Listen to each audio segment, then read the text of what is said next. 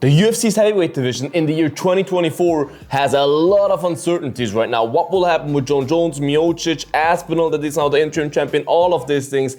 Let's discuss it in this video, guys. Hello and welcome to Bloodsport MMA. Assalamu alaikum, Habibi. The UFC's heavyweight division really has a problem right now, and I tried to sum it up as quick as possible for you guys. It really looked like the UFC's heavyweight division was on a trajectory to become normal again, to get a normal flow in again, with Stipe fighting Jon Jones in November, UFC 295. Then let's say Jon Jones would have won, Jon Jones would have retired, Stipe would have retired, the belt would be up for grabs.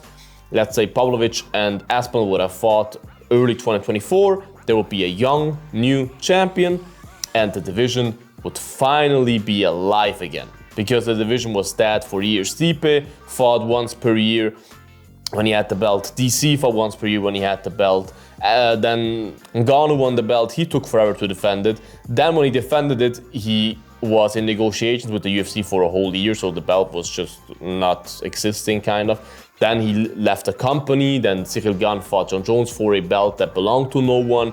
Now Jon Jones is a champion, but he will retire. You know what I mean? It's just, there's not a real flow going on in the division. And it looked like, hey, finally, we get to a safe haven where we can finally continue with that heavyweight division. And now, Jon Jones was injured for the fight didn't happen.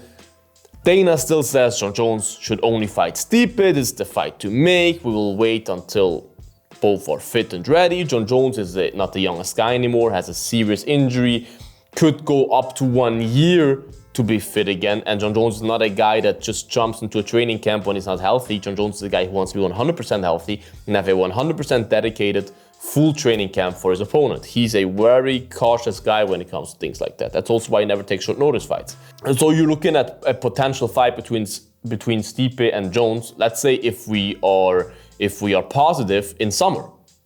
That's a very positive mindset. Conceive, believe, achieve. Shut the fuck up. It could be that it's next year, Madison Square Garden, 100% possible, which would be November.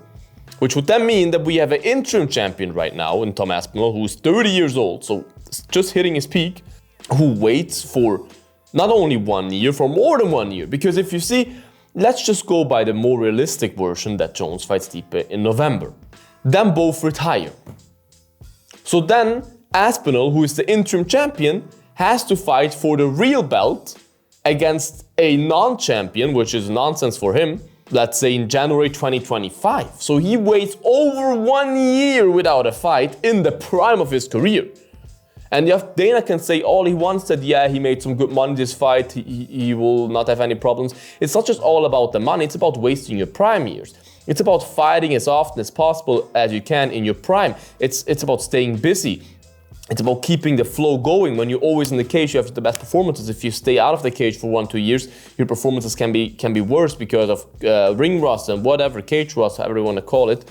And as well, the psychological fact for Aspinall is probably like, hey, I don't want to wait for, he also said that, I don't want to wait for a year or something. I want to fight at least in summer or earlier again. Fighters, psychologically, they need a fight book. They need that date, like Volkanovski talked about it. It kills a lot of fighters when they don't have anything booked, when they're in the training room, but they're not training for anything specific.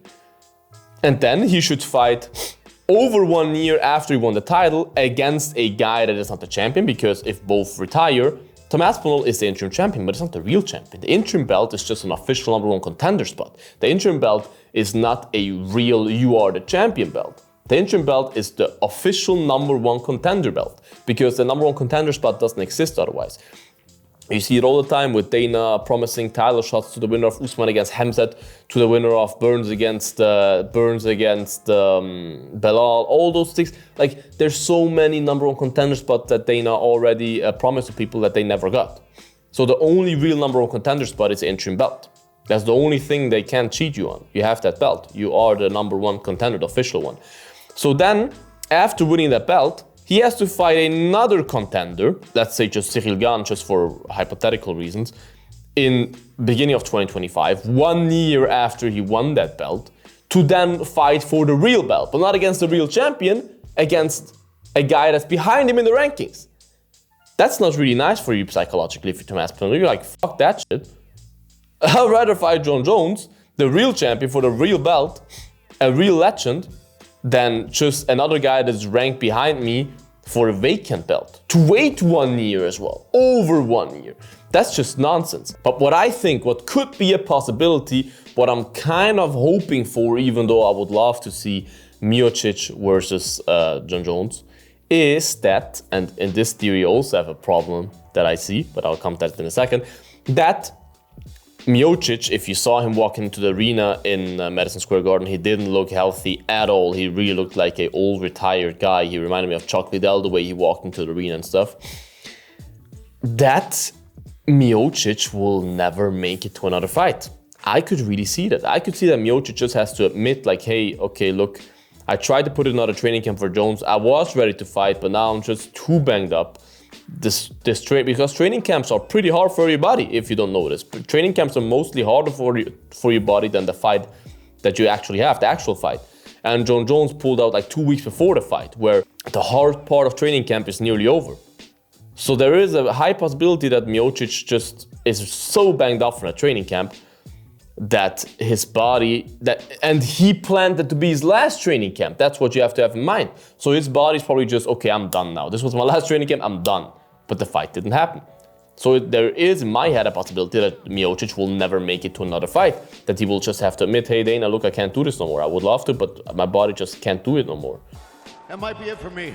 And can't take it no more. And if he won't admit that, there's also a possibility that in the training now, leading up to the next year, because that's a big time space where you can get injured. And if you're that old, you get injured like that, especially if you're not allowed to take any PEDs and stuff, that Miocic has a real injury. And if Miocic has a real injury, that's it. If Miocic tears his ACL or something, he's out. Forget that. He will never fight again. So I really see it as a possibility that Miocic will never come back, which then would set up a potential fight between Jon Jones and Tom Aspinall. The fight that Aspinall is waiting for and hoping for the whole time. Potentially even next year in summer, maybe in London. You know what I mean? Pay-per-view in London is announced by Dana, no official date yet, but probably in summer. Maybe a stadium show. Dana said he's down for that, potentially doing a stadium show if the fights make sense. Jon Jones against Tom Aspinall in Wembley. The problem that I see with that is I don't think Jon Jones will take that fight. Because you have to see, and I understand Jon Jones. Jon Jones won everything that you can win. He's double champ, even though he vacated light heavyweight belt, but he's still double champ, let's be honest. The most title defenses, like he's undefeated officially. You can talk about the Reyes fight, but he's undefeated. Why should you, at this stage of your career, when you had a legacy fight against Miocic booked as your last fight, why should you take a fight against a young, up-and-coming killer? The risk is so big. What is the reward? To have a young, up-and-coming killer on your resume now, a Tom Aspinall? What is bigger on your resume? Stipe Miocic, the heavyweight GOAT. I still believe that Kane is up there as well, but heavyweight GOAT, arguably. Or the young buck Tom Aspinall. What is bigger on your resume right now? Miocic. Aspinall maybe in the future, when Aspinall can be the most dominant heavyweight champion of all time. I believe that. That's 100% possible. But right now, there's no real reward. Of course, the hardcore fans will applaud you and say, hey, that was so tough of you. Your courage is immense and we appreciate you and blah, blah, blah. Okay, yeah. But the risk of him getting absolutely beat up by Aspinall is just too high at this stage of his career to take that fight. He doesn't need to prove anything anymore. He's not at the stage of his career anymore where he has to prove to us how good he is or how tough he is or whatever. He proved that already. He's at his last fight probably in his career. Why should you take a young killer in your last fight in your career? And Jon Jones is a very smart guy when it comes to things like that. So I could see Jon Jones not taking that fight, and then we have a bigger problem. Then our problems really exceed our limits for planning. Then probably Jon Jones will vacate the belt, and I don't know, Aspinall will fight Cyril Gane for the official belt in September or something. Who knows?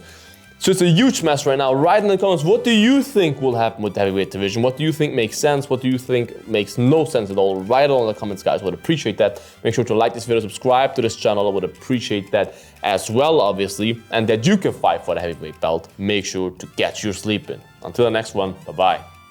Bloodsport out.